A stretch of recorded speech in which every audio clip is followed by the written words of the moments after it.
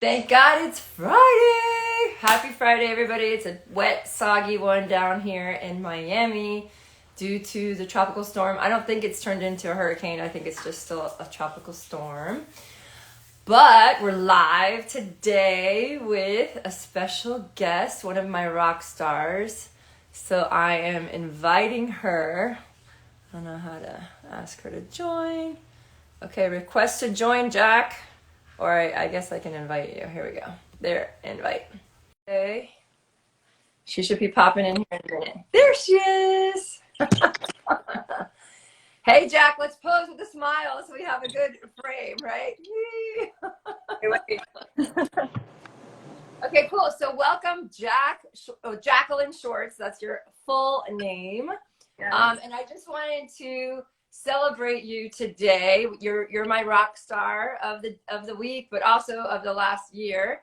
And I just want to go way back. Like I want to take everybody through the journey of your time with Full Circle Coaching. And because it's been an amazing one. And if you read my comments in the Rockstar blog today, did you read them, Jacq? Yes, thank you.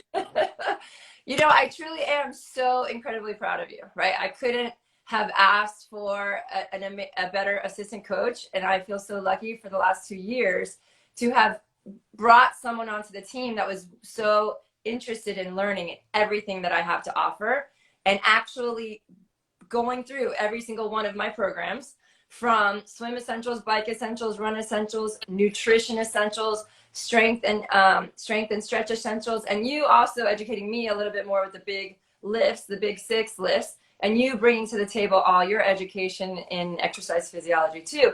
It was just such a great compliment to what I've created, and it just reinforces for me that this stuff does work. You know what I mean? Just because you took it so seriously and you implemented it, right? And so I'd like to just share your whole journey. Are you up for it? Of course. Okay, so let's go way back. Introduce yourself. Okay, so right now I'm 25 years old. I studied exercise physiology at the University of Miami, and I have my master's in strength and conditioning and exercise physiology. So that's my background. I started triathlon 6 years ago in 2016, and I joined the club triathlon team at called Tricanes. So that's where I got my start. Before that, I have been a competitive swimmer since I was like 6 years old. So that's my background, and swimming has always been my strength. Right. And I did a year in college that I was on the club swim team, and then I kind of hit a plateau, and in my swimming I wasn't really getting any better, and I've always kind of been a person who's like, how can I challenge myself in some new way? What else can I strive for? Right. And at that point, I hadn't owned a bicycle in like 5 to 10 years maybe, because I got too big for my bike, and then I just didn't have a bike. So I hadn't been on a bike in years. And I had done a little bit of running in high school because my mom has done a couple of half marathons, and she was inspirational to me with that, but I always hated running. Okay. Wow, that's really cool, because wait till you guys hear what happened. But so along this journey, so I want to talk about, like, so why did you ever do a triathlon? Because I don't even know this question. Like, you were at and what inspired you to join the club? Like, what happened? So we had our club swim team practice at the same time in the pool. We shared the space as the triathlon team, and we had nationals for swimming like earlier, I think in April of my freshman year, and then we still had like 6 weeks of school left, and there was a practice that I was the only person who showed up from club swimming because we had already had nationals and no one was really interested anymore. And so I showed up, and the triathlon team has a coach for swimming, and he saw me alone and he said, "Come swim with us." And I was like, okay. And so I met people on the team, and I was actually the fastest. Well, there was one other guy who was like kind of pushed me, but other than that, I was kind of the fastest person on the team, and that Nice. was kind of good. So that was at the end of my freshman year, and then over the summer between my first and second year of college, that's when I got my new road bike and decided that I wanted to join the team in the fall. Right. So yeah, and how did we meet? Do you remember when we met?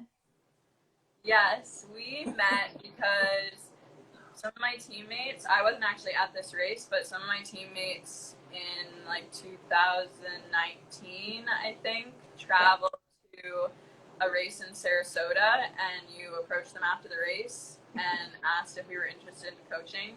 And Yeah. at that point, yeah, I want to just say, because it was a draft legal race, yes. And I saw these two girls in UM kits, and I'm a UM alumni, and I kept lapping them. And I was like, girls, you got to represent UM a little better. Let me help you. Please let me coach you. Right?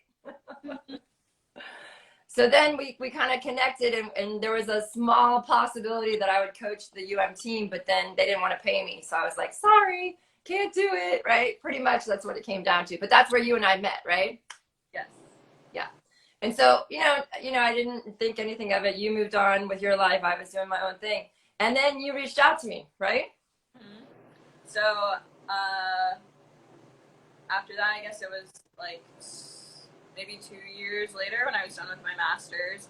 It was right at the beginning of the pandemic, and I was lost. I didn't really know what to do or what I wanted to do after school was over. And so I reached out, and you were looking for people to help with your business and with coaching, and that's what I thought I wanted to do exactly right out of school, is to become a triathlon coach. And so it was perfect. Yes, it was a perfect match.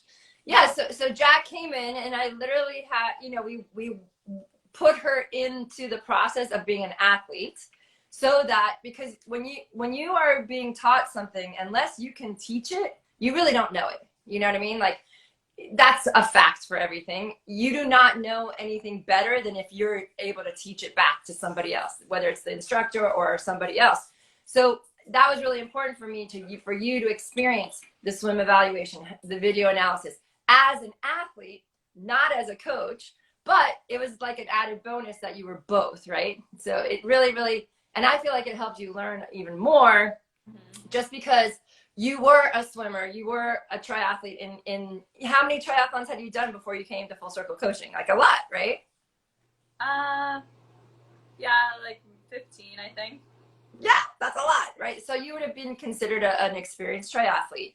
And coming from that place, did you think you had much to learn?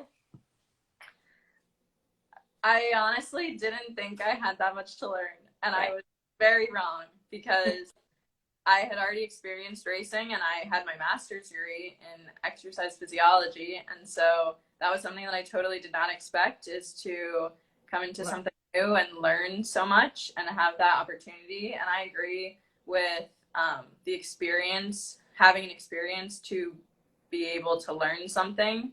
That's the best way to learn it, to actually and then to teach it, right? And then to be able to teach it, which you have, graduated to be able to do, which is so, so awesome. Mm-hmm. And now you have so many more skills in your back pocket that you can take with you, right? Right. So, like, let's go back from the beginning. So we started with your swimming, and you're a born swimmer. You've been swimming your whole life, right? So we're like, she's like, yeah, I'm gonna stay at this level. I'm like, no, what are you talking about? We're gonna test you, and we're gonna go up from here. And she's like, okay, great. So let's talk about swimming first, just because that's your sweet spot, and you're such a good swimmer. And you said you thought, okay, well, I'm already fast. You were the fastest on the tri team, right? So what happened when we went through the whole process? What things that we did together helped you improve and take it to the next level? And if you have any numbers, like before numbers and since 2 years ago when you first came to after numbers, that would be awesome to share. So, that was a lot, but I do have, so something that we do in swimming is the swim test, which is a 400 and a 200 time trial in the pool for pace and to calculate the threshold pace. So I couldn't find my numbers. I think I did a test like right in the beginning, like September or October of 2020. And I don't know where I was then, but in January, so I had been with Full Can you hear me? Can I hear you? What happened? Back. Sorry. Yeah, yeah, you're there. I've been with people for 6 months. 6 months. Yep. So my 400 time then was 5:21, and my 200 time was 2:34. So those are very similar to my times now, but I think that's because of my experience and my background in racing in the pool. Which is one of the really big things that I did with Full Circle, is to consistently be swimming in open water. And I think that also was a factor of the pandemic, that we didn't really have access to pools as much in the beginning. But even now, before Full Circle, before my first race, I don't think I trained in open water at all. Wow. And then I really was very inconsistent, and now I swim in the open water at least once and twice, maybe 3 times a week, depending on the week.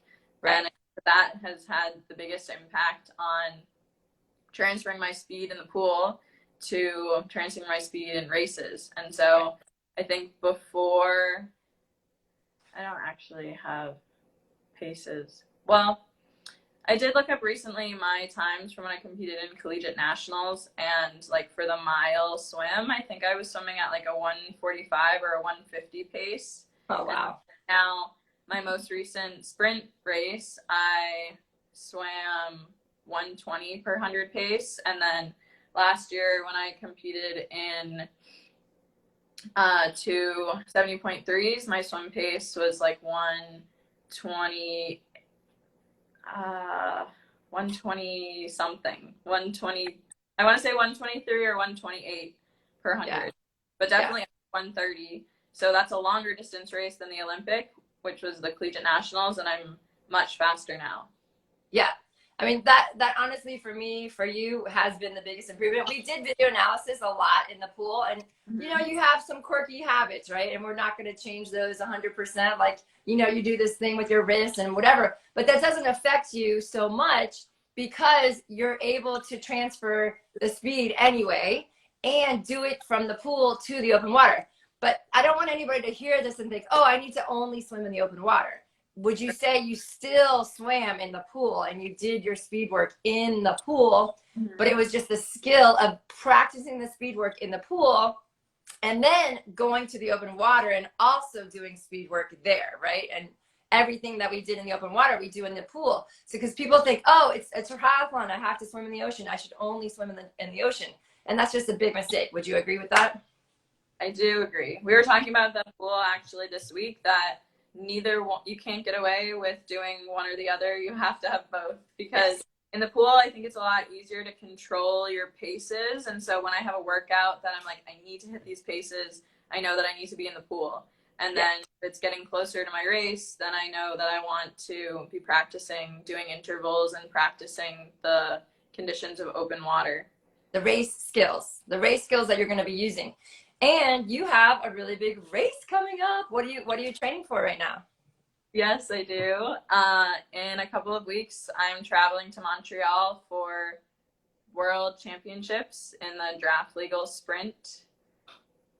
Yes, I'm super excited. So I kind of feel responsible for getting Jacq involved in this type of, right? Because I dragged her with me. I was like, I don't want to go alone. Don't you want to come with me to qualify? And we had the best time. We went last year to Virginia, and we both qualified at a draft legal race. And tell me what that experience was like. Did you love it? Did you find it different from a normal triathlon where you're not allowed to draft? Yes. So before we move on, I did want to mention one more thing about the swimming and the video analysis. Something different that in my swim, like specifically this season, in the past, since the beginning of 2022, was that now that I'm training for this short course, the sprint race, I have done a lot less volume in the pool, a lot less than I've ever been comfortable with. And we did the video analysis and did underwater, the GoPro videos. And the difference has been more quality in the pool and less quantity. So working on drills every single time that I'm warming up, and also working on like specific strength exercises to help my weaknesses and my technique. And so I think that that has helped me to maintain and to get a little tiny bit faster, even though last year, if I got in the pool, I was swimming 3,000 yards. Like there was no way that I would get in the pool. It wouldn't count as a workout in my head unless I did 3,000 yards, and I don't do that anymore. Yeah, so but I think that it was a product. I was going to say that across the board. Like, I really encourage you to do less and more quality, less volume and more quality, because we're going to go there. I do want to talk about the dark places that you've been over the last 2 years, because there have been some, overtraining scenarios. And as an endurance athlete, everyone's going to run into that, because you kind of get addicted to the volume, right? So yeah, let's wait to talk about the races later, but you spoke to the video analysis and the lower volume and having more quality training. And then the one other thing you mentioned is strength. And you are a rock star as far as making sure you hit the weights. And that's the other thing that so many triathletes completely blow off. And it's the one thing I think almost above all else that can make the biggest difference, besides, of course, form correction, right? Would you agree with that? Yes. And also, I mean, you've kind of been pretty bulletproof as far as injuries. You came in with an injury and we overcame it, didn't we? So yeah, so let's talk about the injury first, and have you had any injuries since overcoming that one? So when I came to full circle, I had been running with ankle pain for at least 3 years. Nice. I competed my last year in college in all of my triathlons and ran with ankle pain. And it made running, which is not my favorite still, even worse. Yes. And I had 2 MRIs and had multiple different physical therapists, and nothing really helped. And then I think the key thing that helped me get over that was switching my running shoes to the ultra running shoes, which they call it balanced cushion now. So there's no change in the height of the shoe from your heel to your toes. Yeah. And so you're completely flat to the ground. And I think a factor in this ankle pain, I'm not really sure when it started. I think at some point I remember I was running and I slipped on some leaves and twisted my ankle, but then it didn't really hurt right after that. And so I don't really know where it came from. Right. But,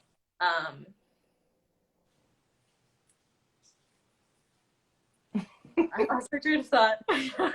About your ankle pain and recovering from it. So yeah, so you did not believe it was possible. You were like, no, I'm gonna live with this pain, and that's just the way it is. And I'm like, no, that's not gonna be okay with me. You're not gonna be successful and be as fast as you can be, or go as long as you want to go with this chronic pain, and you're gonna end up hurting yourself, because when you have this chronic pain and you keep training, you will change your mechanics. Your biomechanics will change. And so yes, we switched your shoes, but you couldn't just start running in those zero drop shoes, right? Talk about maybe some of the Agoscu exercises and all the foot strengthening that we do, as well as the run video analysis, right? Your foot was turned in a little bit. Like, there was a lot of biomechanical issues when in your run form that we also worked on, right? To help you be able to strengthen your foot and your foot chain all the way up your whole body. So your running form and all the running muscles, right? Would you say that's true? And I had you do some crazy stuff maybe you've never done before, like the lower leg routine. Are you there? Are you? Am I breaking up now? But a little bit, but yeah. So I remembered what I was going to say. I think another factor in it is that I have extremely flat feet, and I've never really care of that issue before or done any of the strengthening exercises. And so when I was doing long course racing last year, I was doing 40 ankle circles to the right and left with both feet, and 40 times point and flex after I was running. And every single day to strengthen my lower leg. And then the transition to the zero drop shoes is I actually had experienced a lot of pain. I feel like my ankle had been like not as bad, and then I switched to the shoes, and I think that I put too much in them, and my ankle was in the worst pain that it had been in like in 6 months. But then as I transitioned and went back to my old shoes, and every single time I've gotten a new pair of Ultras, actually, I think I've had like 4 pairs of them now. Just having the new shoes, I'm so very conscious and careful of transitioning to new shoes, even if they're the same model. So I would warm up in them for 10 minutes. And then, or actually before that, especially this last time that I got new shoes, since I know now, I wore them for a week, just like walking around and standing in my house before I did any running at all. Perfect. Second week, and I warmed up for 10 minutes in them. Yeah. Multiple times. And then the next week you warm up and you cool down in them. And so it's been already 3 weeks before I'm doing any kind of actual workout or intervals in any new shoes. Yeah, and that's actually a really big secret to so many people. And people just expect, okay, even like coming back from the injury, we had you walk, run, right? In the beginning, when you were in so much pain, you had PT, you got dry needling. We have so many tools, right? We can get you over the hump, but it does take persistence. But you were persistent. You did all the hard work, which is not really hard work. It could be painful at times when you're getting those deep massages. What? Just dedication and learning that everything is not necessarily a straight line. Like you have a plan, and this is something I learned in the end of last year when I was training I raced at Clash Daytona. Yeah, is that you have a set training plan, and it's okay and normal if you don't hit every single workout exactly how it's written, because you may have facts, and then you need to. So the hard work, I guess, is partly accepting that everything's not going to go according to plan, and then adjusting and changing your mindset to be able to do what's necessary and to veer off the path that has been planned to take care of yourself. Yes, that you come first before the workout. And I think that was a new concept for you. I would fight with you about like the 3,000-yard swims when you're working on speed work. And I would fight with you, or like, I've only had, 13, 15 hours of training this week. And I'm like, you should be doing 8, right? And so that was a battle that, you had to prove to yourself. Like, I can ask you to do this, and just like all my other athletes, they can trust the process. But of course, I would rather be questioned. I want you to know why you're doing something, and then kind of prove yourself right or wrong if you're on board with me or not. But it's a democracy. We're back and forth, and it's a relationship, and we're working together to get where you need to be, so that you can do the workouts exactly as they're printed, because that makes you happy, and you're very conscientious of that, right? So when you can't, and when you were struggling, that was my biggest priority, was to get you to a place where that was not the issue anymore. The ankle was not the issue anymore. And we totally did that. Now, since then, you said you've had a couple of setbacks when you switched shoes, but now you have the tool. You know what to do to reverse the process and get back to where you need to be. And don't you feel like you have that now for anything that might come up? Like you have kind of a system that will work, right, to help you get where you need to be and not overdo it initially? Yes, definitely. Yeah, for sure. Okay, cool. And so let's talk. Yeah. So anything else about the swim and strength training that you want to include?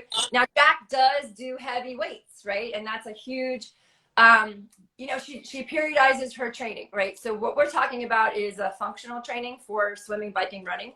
That's definitely something that I am a big fan of for all my athletes. And that was the stuff that I helped Jacq get over her, the ankle pain and stuff like that. But it's included from the get-go with all my athletes, so that they can prevent these little injuries like Achilles tendonitis, plantar fasciitis, all that kind of stuff.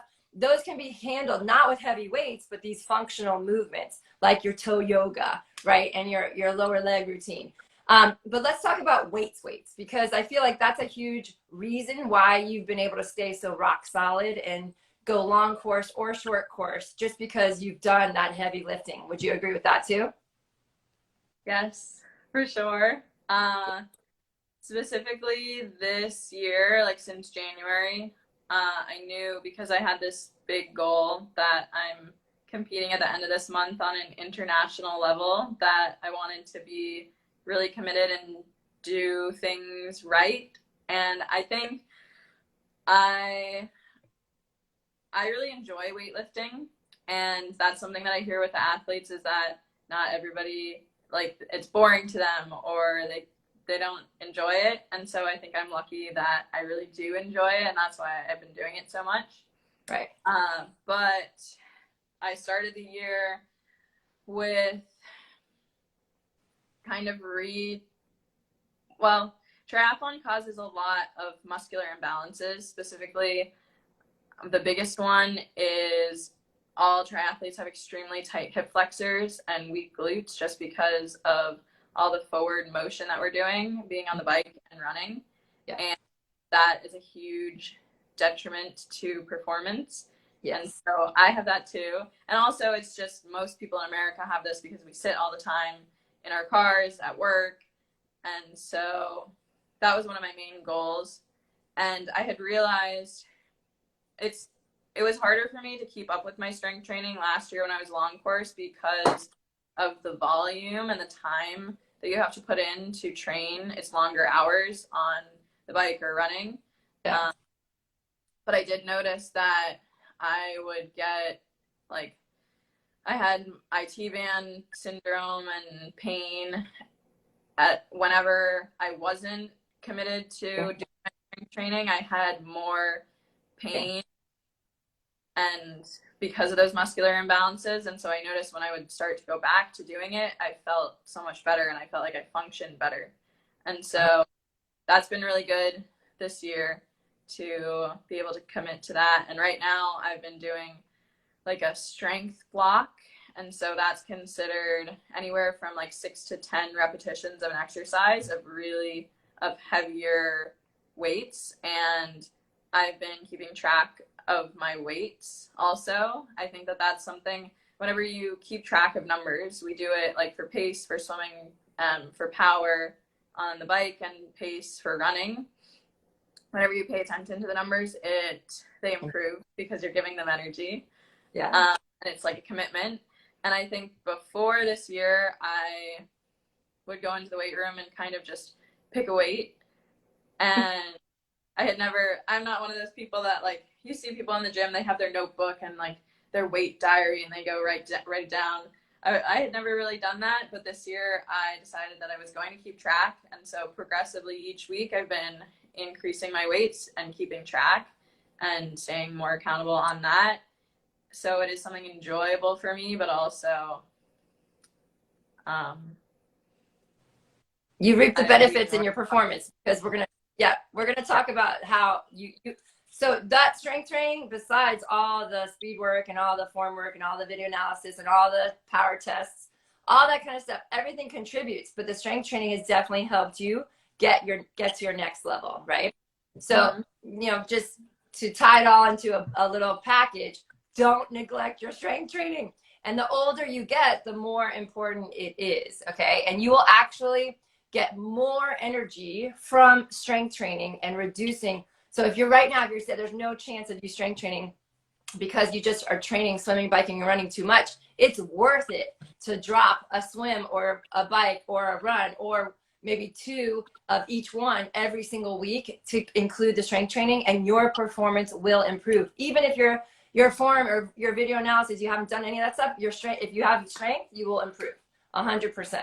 So I'm so excited because we've had some, we've watched you get faster in the swim. We're now going to talk about the bike and the run, and you've got faster across the board. And it's part of everything we're putting together in this giant puzzle, right? So let's talk about your bike now, because you came into the sport and you didn't really know what power was. Is that kind of true? Mm-hmm. Yeah. So I think I had just gotten a power meter and everything was connected, but I didn't really know how to use it. And I actually didn't have a bike computer, and so I wasn't really looking at anything when I was training. It was just by the end of the ride, I would look at it and be like, oh, cool, okay. Right. Yeah, so that's actually really common. Like I see athletes, they have the $10,000 bike, they have the most expensive computer, and they're not looking at any of the data and the information that the computer gives you. And Jacq mentioned, when you look at your numbers and you know your numbers and you give them energy, they automatically improve. And that's true across the board, even with your bank account, right? So even at the very beginner level, if you know you swim a 25 in a minute, if you start paying attention to that and get focused on it, you will start to reduce your time just because you're trying to get faster, right? So it doesn't matter what level you are. It's never too early to start paying attention to numbers.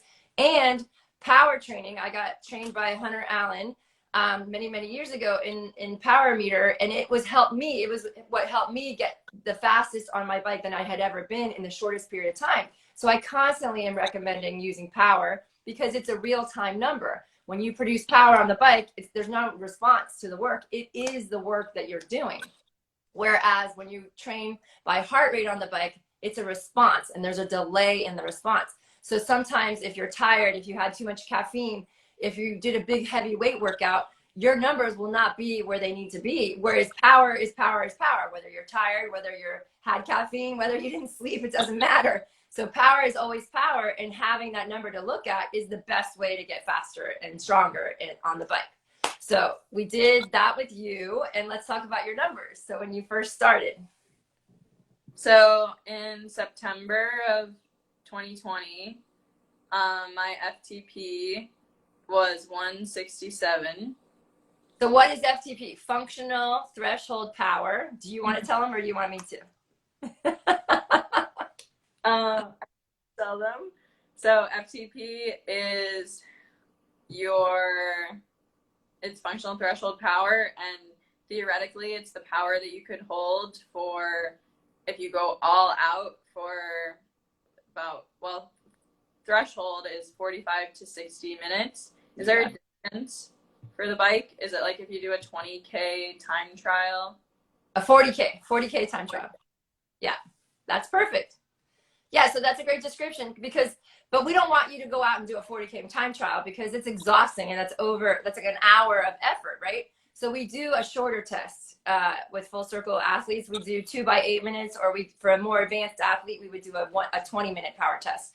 But it gives us a baseline. It gives us a baseline to see where you are when we start training for a training block for a race or an A race, whatever the case is. So what was your functional FTP, or what was your FTP when you first started with us? Mm-hmm. It was 167. Yay, and we just tested. Yeah, so in April, after coming back from Ultimate Tri Camp in March, my FTP is 212. Woohoo! That's fucking amazing. Oops, I cursed. Yeah, so that is so awesome, Jacq. And that's the highest it's ever been, right? Yes. Even when you were training for long course, correct? Yeah. So changing, switching from long course training last year to short course training this year, you have definitely bumped up your power. So now, I don't know if you have plans for this, but after the short course race, it would be cool to see you go back to long course and see how much better you could be doing at your half Ironman.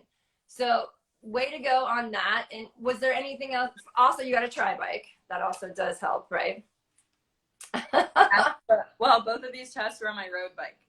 Okay. Oh, wow. So that's good because you are racing on your road bike. So you don't have a power meter at all on your tri bike?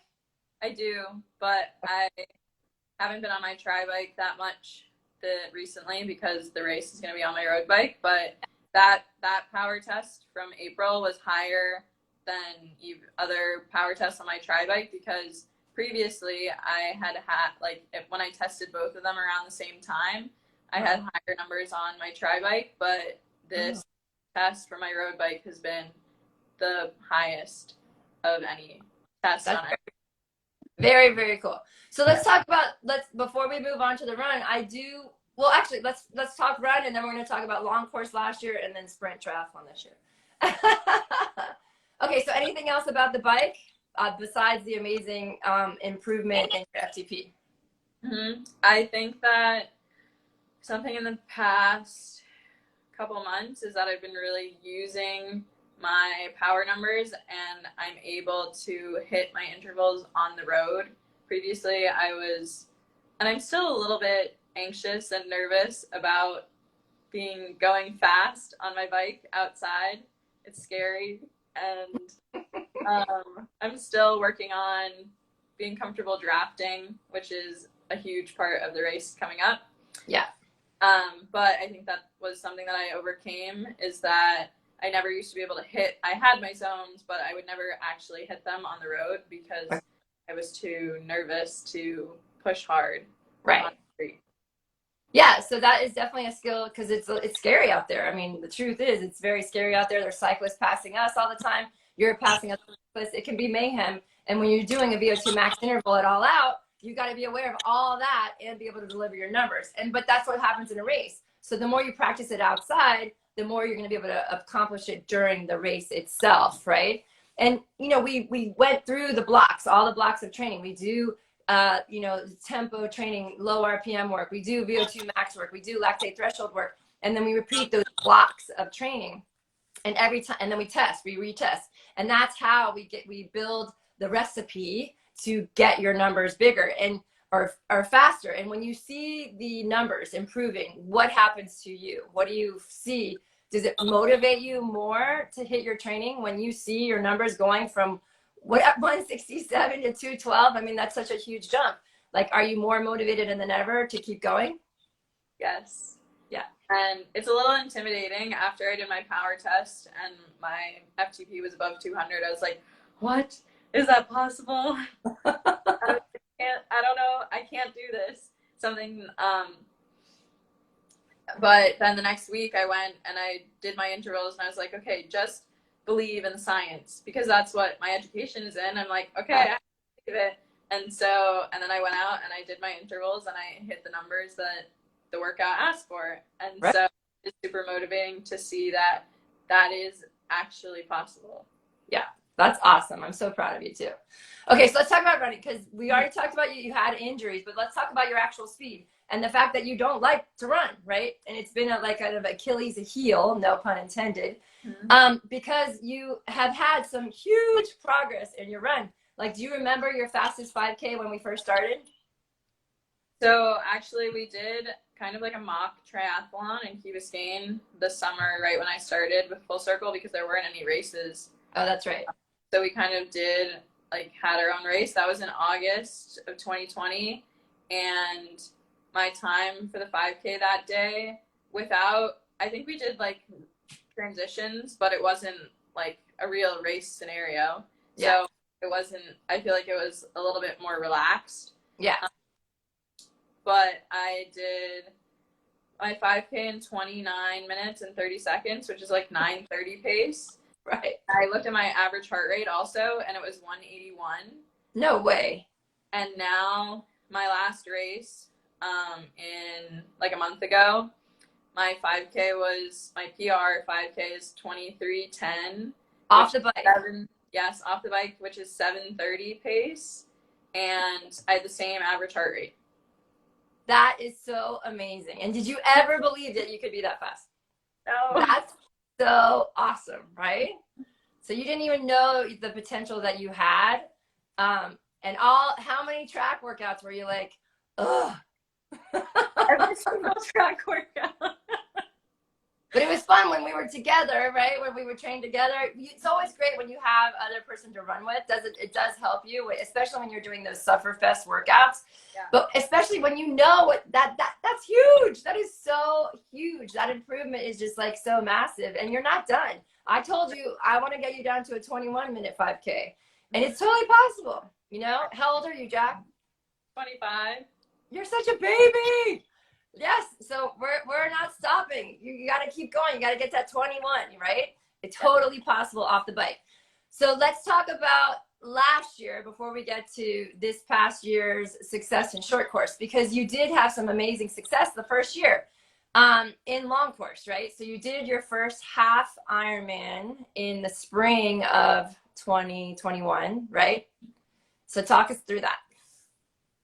So I did the half Ironman in Haines City, Florida. That was my first half Ironman. That was a huge thing because that was the first half Ironman ever, right? Right. Yeah.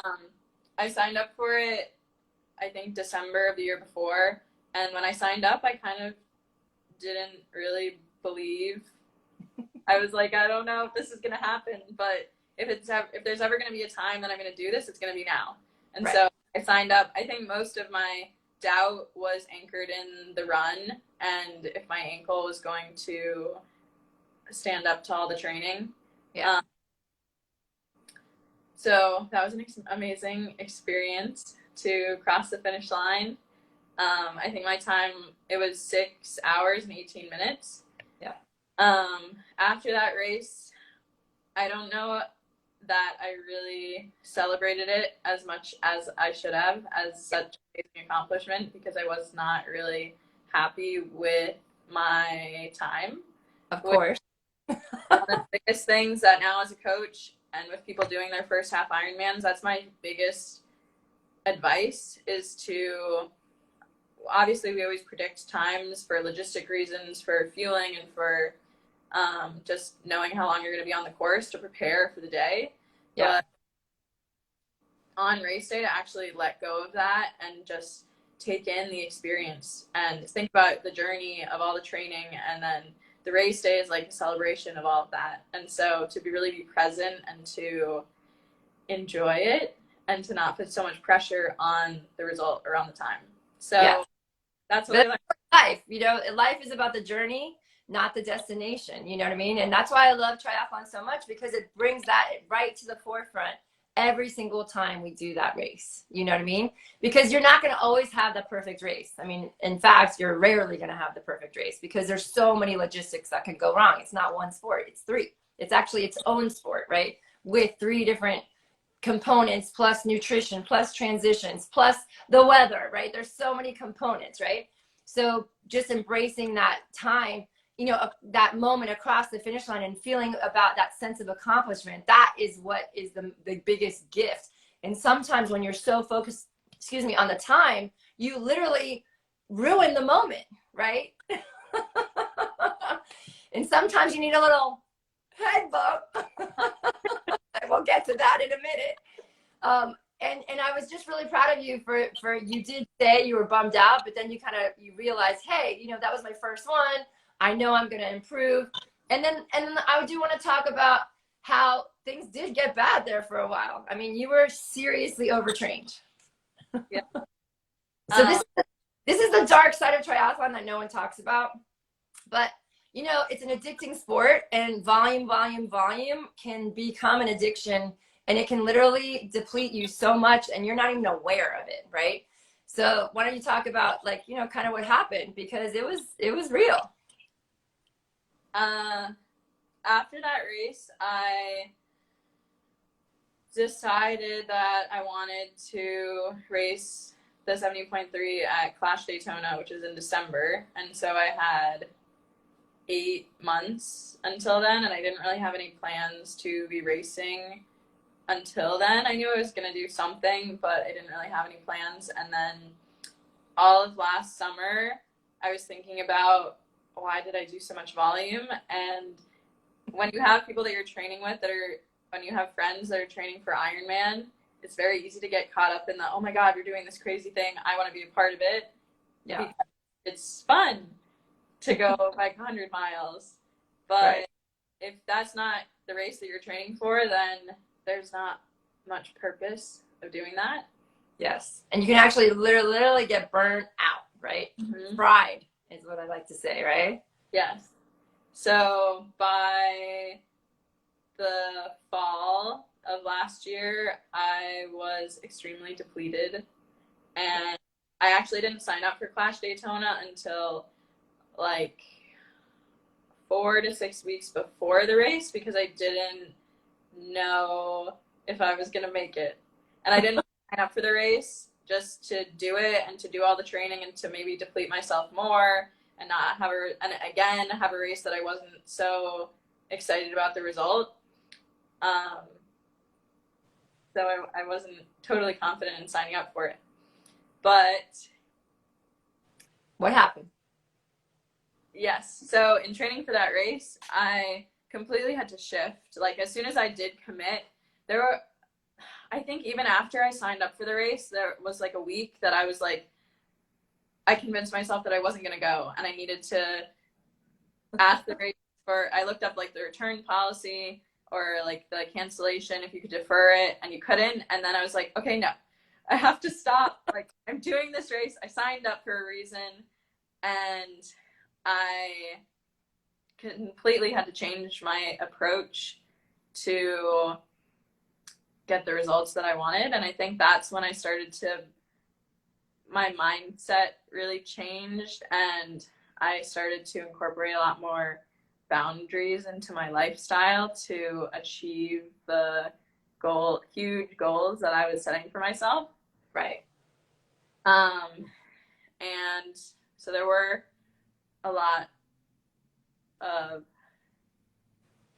a lot of doubt and question and some setbacks. We talked about, you mentioned the dry needling. That was like a month before Clash Daytona. I didn't run for a whole week. And then I had dry needling, and I was going to say somehow I showed up to the race, but it wasn't somehow. There was a lot of hard work and calculated rest and recovery and preparation to arrive there. But I did make it to the start line, and I think that was like a perfect day, a perfect race. My time was my goal was to break 6 hours, and I think my time was 5:46. Yeah, I think that's right too. 5:46 or 5:48, but either way, it was a huge improvement from the 6:18. From not granted, a Haines City is a hilly course, but still, you really put that at like the perfect day. Wait, say that again. It was completely different. Like the course and the weather conditions were 100% perfect for a PR. So I will not discredit that. But during that race, I just felt so much more prepared, and my fueling was perfect, and all of my pacing that I had planned went 100% according to plan. And I hit my a fast 5K the last 3 miles of the run, and it was because you negative splitted the beginning. Yes. Right. Holding yourself back that first 5K is the secret, right? And nobody can do that, but that's so awesome. Pacing is a huge skill that you have learned, right? For sure. So I was super grateful to cross that finish line and know that I had done it for myself, and that I had gotten through a lot of struggles to be there. Yeah, definitely. So we were so proud of you. And then we decided, well, we were supposed to go to Bermuda because we both qualified last year in Virginia, but Bermuda was supposed to be October, and that got canceled. So they moved it to this coming June in Canada. And so your focus switched from long course in December. I begged you to take time off, right?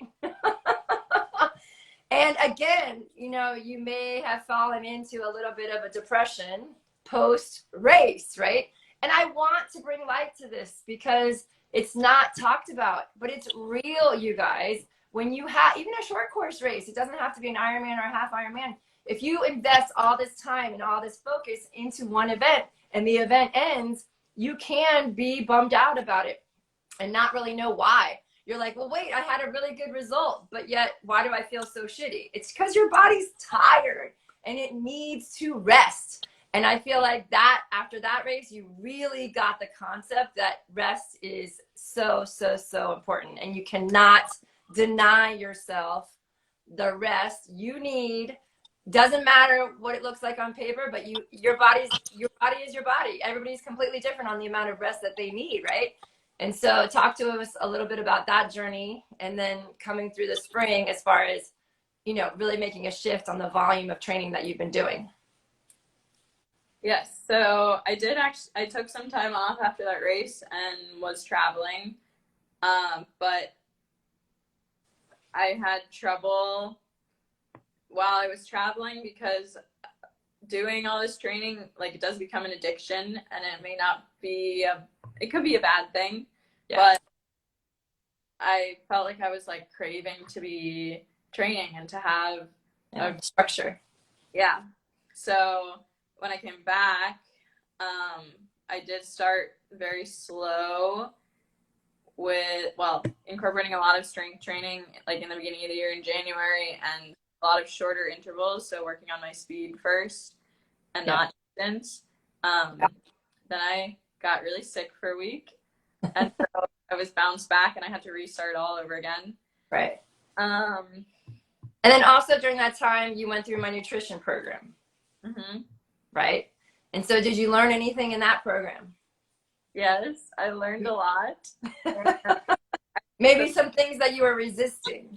Yes, definitely. In the blog write up for my Rockstar, you talked about how I questioned everything and did resist everything, but now I have these new beliefs about what is truly possible, and I didn't have that before, but I was kind of reflecting on it too, that a shift in my mindset was, if I'm going to be asking myself this year to be doing something that the average American, the average person doesn't do, then maybe I have to support myself in other ways that the average person also isn't doing. And right, so, but just one caveat real quick. The average person in the United States is not something to emulate, right. ever, unfortunately. We're one of the sickest countries in the world, right? So you're already above the fray in that, so even you comparing yourself to the average person doesn't go, right? You're above average in all of your aspirations and how you show up in so many ways. But the fact that you still were resistant because it was just like, well, I don't think that I need that, right? Or I don't, and I always just suggested, right? Everything that I give is a suggestion for you to implement and try and question me, 100% question me, but you have to figure out what works for you. These are all suggestions, right? In the nutrition and lifestyle program. It's a lifestyle program as well. But I just appreciate you really diving in 100% because, in the beginning, you weren't really doing all the lifestyle stuff the first year. And I can just see in the transformation in the last 6 months since that time has been totally amazing. And the most important thing is you 100% accept yourself and love yourself as you are. And you are glowing, right? And so you came from this depressive state last year a few times of struggling and trying to find your balance. You guys know how I love the word balance.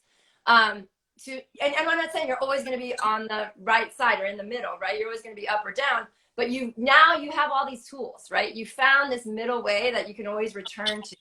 And that's the entire focus of Full Circle Coaching. And, you just really demonstrated the last month when we did the race at the Girls on Fire race. I was so proud of you. So let's get to that place because I feel like this year, the last 6 months, you've really implemented every single tool from lifestyle, sleep, nutrition, supplements, swim training, bike training, run training. You really dialed in. Like, I don't think there was one detail left undone. Do you think so? Correct. But you had all the tools right at your fingertips and you knew what to do. And so we went to this race. And I said, Jacq, I think you're going to really do well, right? I knew that you were going to do well, but we didn't know how well, right? So I would really love to talk about what happened on the day and how you felt across the finish line, because that's super duper important. The Girls on Fire race, I was hoping to do really well and to place. And then I showed up on the day and I saw everybody coming in with their bikes to set up transition, and my head had kind of shut down, and I was like, why did I think that I could win this race? Why did I think I could beat everybody? Right. So I did have a little bit of doubt in my head, setting up transition, and then I went and did my warm up, and I was like, no, it doesn't matter about anybody else. Just go out and race how you plan to race and have fun. That's another thing I remind myself, and push hard, because that is fun to push your limits and to see what's possible. Yes. And it was a great race. By the run, I ran the whole run behind the like cyclist who was leading the way for the first person. And I didn't realize that that's Right. what it was until like halfway through the run, till the turnaround. I was like, why is this guy biking in front of me? Because you're first place. So I did end up crossing the finish line first, but somebody else in a different wave beat me by 34 seconds. So I ended up second overall out of over 100 people. That's the first time. Over 200. It was actually over 200 in that race. Yeah. Yeah. But that's the first time that I've placed in an overall podium. So that was really exciting. And I did feel like I had more in me. Like I felt really good and very in control, especially during the run, which when you get to the end of the race, that's like kind of where you make or break a triathlon. Right. So I felt super in control and perfectly negative split. And so I feel like there's more. Yeah, so I feel like if that girl was a carrot in front of you, you guys would have been battling it out. You would not have given that 30 seconds away quite so easily. But we didn't know that because she was in a different age group, which was actually older. So you never saw her, right? So that's just one of those things that you have to deal with sometimes. And then I do want to address the fact that you were a little upset, right? Even though for the first time ever, you got second place overall in a triathlon. And I kind of had to I literally went like this. Pour water in my head. I had to do a reset on her brain and her ego. Not ego in the bad sense, like haughtiness, but sometimes your ego is like, no, you could have done better, and like gives you a pity party when you should be celebrating, right? And in that moment, I was like, I'm not going to listen to this. And so I poured water on your head, and I literally bumped you on the head. And I'm like, you just got second place overall. Can we celebrate, please? And then you were able to accept it and own it and believe in yourself, right? Would you say that was true? Yes. Well, Jacq, I feel like that's an hour-long interview, and I just wanted to take that time to really go over every single detail just because your journey has been so impressive. And even the dark parts and the low moments, you've always been able to come back around. And that's a true testament to who you are, right, as a person. And I just want to say thanks so much for trusting the process.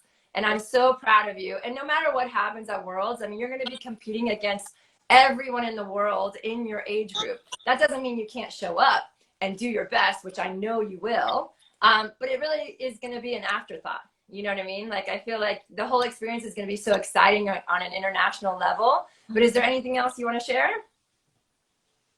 Just what I thought of just now as you were talking is that the whole journey, I do want to say, like, all of my testing has improved, and we already have said, like, it's never a straight line, but I do want to mention that, like, even everybody's human and everybody struggles, and I have the same struggles that everybody does. Like, I got second overall in this race, but like a month ago, there was a day that I was sitting on the ground on Key Biscayne after a bike workout crying. So there are ups and downs for this. Yes. But it's all about how you can have your mindset to come back and be stronger after those downs to experience the highs. Yeah. And I'm so super excited to wear my Team USA colors and to bring my Full Circle t-shirt to Canada and to represent the country and the team. And it is going to be an amazing experience no matter what happens to be able to compete with all of those girls. And I'm very excited for what is to come. Yeah, and I'm wishing you the best of luck. You're going to have an amazing day. And we'll all be cheering for you, representing the USA. Congratulations on all your successes, Jacq. We love you. Thank you. All right, bye, you guys. Have a good Friday. Bye. Bye.